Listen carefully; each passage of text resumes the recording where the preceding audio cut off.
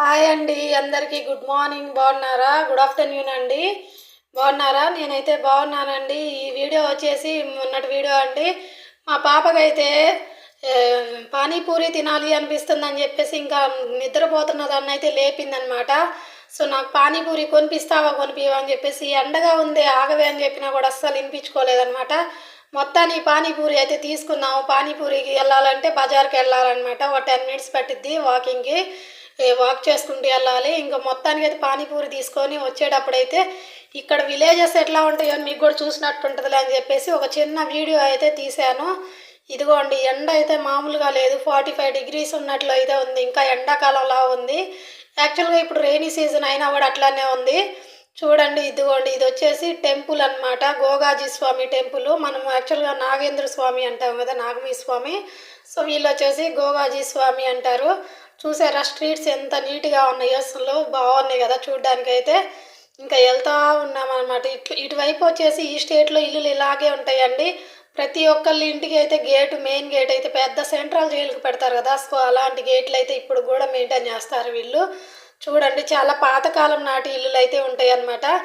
మనం ఏంటంటే kitchen room వెనక బెడ్రూము హాలు అట్లా లోపలికి ఒకటి కట్టుకుంటాం కదా. సో వీళ్ళు అలా కాదండి, ఏ రూమ్కి ఆ రూమ్ సపరేట్ కట్టుకుంటారు. మొత్తానికి పారి కూడా ఉంటుంది. రూములు పక్క పక్కన యూ షేప్లో కానీ ఎల్ షేప్లో కానీ అట్లా కట్టుకుంటారనమాట. మనకులాగా ఒకదాని రూమ్ వెనకాల ఒకటి అట్లా ఉండవన్నమాట. సో ఇది వచ్చేసి ఇంకా దాన్ మండి అంటారండి. విత్తనాలు అనమాట. విత్తనాలు స్టోరేజ్ చేసేది ఆ గ్రీన్ కలర్ది బ్లూ కలర్ది వచ్చేసేసి. ఇంకా ఈ ఊర్లో ఎక్కడ చూసినా సెల్ టవర్లు మాత్రం బీభత్సంగా అంటే బీభత్సంగా ఉంటాయండి. నాకైతే ఆశ్చర్యం వేసిద్ది. అసలు వర్షాలు పడ్డా కూడా వీళ్ళకి భయం అయిందా అని చెప్పేసి.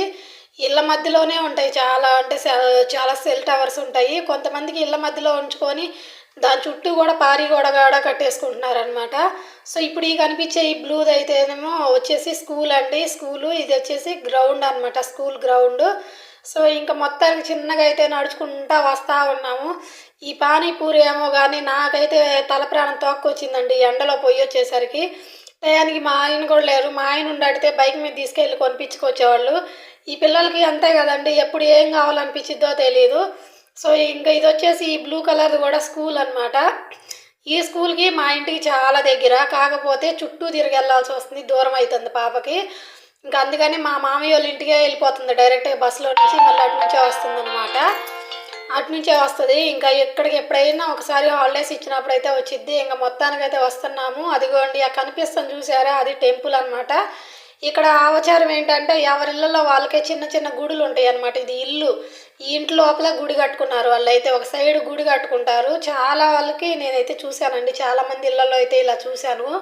లోపలే గుడి కట్టుకోవడం, శివుడి గుడి కానీ లక్ష్మీదేవి గుడి కానీ. మొత్తానికి ఇంకైతే ఇంటికి అయితే వచ్చేసామండి. మొత్తానికి ఇంటికి వచ్చేసాము. ఇంకా మా బుడ్డమ్మ అయితే చూడండి గేట్ తీస్తూ ఉంది. ఇదిగోండి మా బుడ్డమ్మకైతే ఎండలో బాగా అలసిపోయినట్టుంది. పానీపూరి ఏమో కానీ మామూలుగా తిప్పలు పెట్టలేదు, ఎండలోకి అయితే తీసుకెళ్ళింది. ఇంక మొత్తానికి అయితే ఎట తిరిగి ఇంటికి అయితే వచ్చాము. ఇంకా తొందరగా గేట్ తీయమ్మా అంటుంది. ఇంకా తీసేసి అయితే ఇంట్లోకి వచ్చాము. ఏం పానీపూరి ఏమో కానీ మొత్తానికి అయితే ఇంట్లో వచ్చి అయితే పడ్డామండి. ఓకేనా, బాయ్ ఫ్రెండ్స్.